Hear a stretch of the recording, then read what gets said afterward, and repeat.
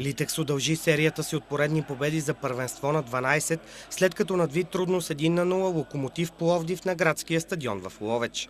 Първата добра възможност за домакините се откри в 12-та минута. Тогава Берберович напредна отдясно и подаде към Христо Янев, който обаче стреля неточно. В 22-та минута Георги Миланов пропусна и най-добрия шанс за Литекс през първата част. Младокът отправи мощен изстрел към вратата на Флориан Лучини, но корсиканецът спаси зрелищно с една ръка. В 70-та минута и новото попълнение на Литекс Диюв бе близо до попадение, но ударът му бе избит от Юнес Бенжалюн малко пред гол линията. В 73-та минута Лучини бе на мястото си, за да спаси шути на Том, а буквално в следващата атака Йордан Тодоров изскочи сам срещу Винисиус, но прати топката в аут.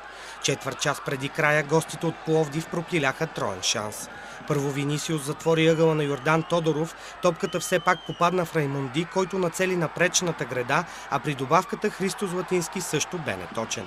В 85-та минута Литекс поведе. Том за пореден път развинти Самир Бенжалюн по десния фланг, подаде към Деян Джерманович и резервата на оранжевите вкара за крайното 1-0.